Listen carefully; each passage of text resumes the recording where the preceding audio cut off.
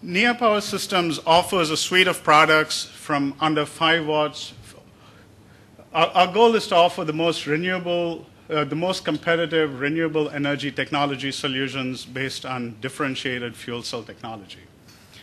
We have under 5 watt fuel cell solutions for consumer and phone applications, to both standalone and customized products for higher power applications, to DC, direct current based air conditioning and heating solutions that can operate completely off the grid. And finally, remote area power supplies, which are really part of a smart grid solution, but on a distributed energy basis. That could be anything from multiple kilowatts to hundreds of kilowatts to address power for regional locations.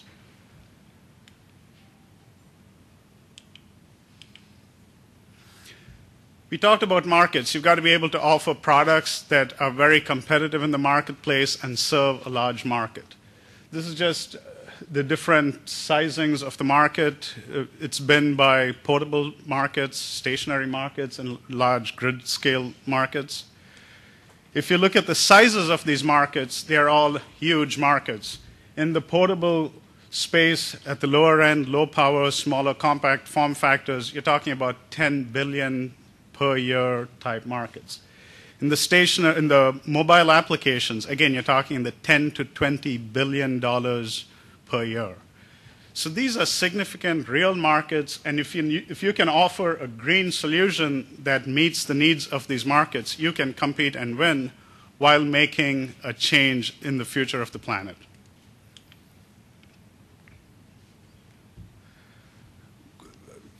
I'm going to go over a quick overview of what fuel cells are, how they compete against batteries, what's the challenges associated with the fuel cells, what is NEA's offering, and again, these presentations would be on the website. I'm not going to go over all the slides in a lot of detail. I invite you to download it from the website and follow up in more detail about the company. A fuel cell is the most highly efficient mode of converting fuel into electricity. It directly converts the fuel into electrons and byproducts without combustion, mechanical conversion to mechanical energy or thermal energy. It's an electrochemical reaction. It frees you up from the grid. It allows you to instantly recharge. When a fuel cell is fully depleted, you replace your fuel, same as you would do in a car, and then you continue to get power. In comparison, batteries store energy. You've got to plug them into the grid to recharge them. You've got recharging times, chargers that you've got to carry with you. And you've got various disposal issues. If it's nickel, cadmium, lithium-ion batteries, all of them have their own issues associated with disposal. Again, the challenges with batteries, well understood: weight, volume, safety, disposal, the lifetime of the battery itself. Not going to go over that in detail. What a fuel cell does, in our case, we are using methanol, also called wood alcohol, as a fuel. It's a carbon neutral, biomass generated fuel. It has low to no emissions. It's much more environmentally friendly than a battery. You can reclaim and reuse pretty much all the parts. The fuel itself, think of a printer and a printer cartridge type model. When you run out of ink, or in this case, when your power is low, you swap out a cartridge, get new power. The cartridge can be recycled, reused, or refilled. This is one example why the military has a lot of interest in it. Besides the disposal issues, if you can have one engine and multiple tanks to give you the equivalent of multiple engine capability, that's the value proposition of a fuel cell, both for the consumer and industrial and military applications. This is a slide from CERDEC. The average soldier for a 3-day mission may carry 30 pounds of batteries. Being able to replace that with one engine, a fuel cell engine, and multiple cartridges can reduce the weight to 7 or 8 pounds. Again, the environmental benefits and the performance benefits aside, the fact that you can reduce the weight is incalculable for a soldier in operation theaters. So everybody's heard about fuel cells. The technology has been around for 30 to 40 years. Right? Why have they not been successful? One of the reasons, again, in this marketplace is that the proton exchange membrane is the incumbent technology.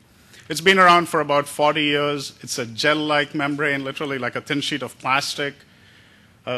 You have environmental issues if the quality of air, if there's contamination in the air, it causes the PEM to operate intermittently. If you've got high or low humidity, it can cause the PEM to operate with sporadic performance. Also, if the lifetime tends to be very environmental dependent. That's one of the issues.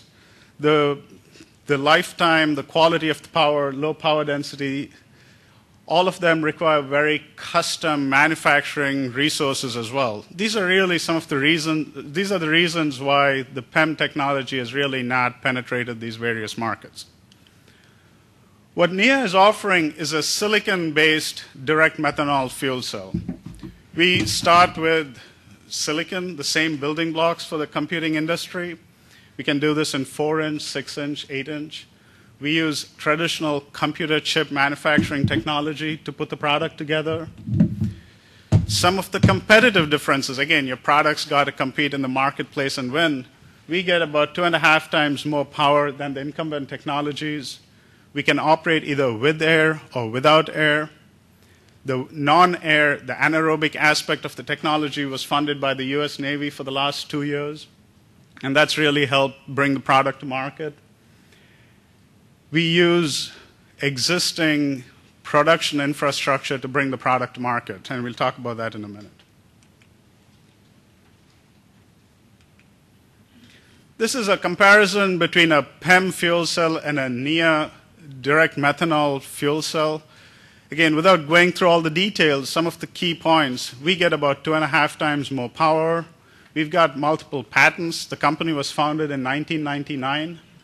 We've got multiple patents that protect the technology both in the US and international markets. It can operate with and without air. It can use existing production infrastructure to bring the product to market. In comparison, some of the PEM fuel cell companies are building anything from tens to $80 to $100 million manufacturing plants to bring the product to market. This is a competitive difference. This enables us to compete in the marketplace and win. The technology has won multiple awards. Here's a sampling of the various awards it's received over the years. What we do, we take the silicon, create very fine structures in the silicon. We increase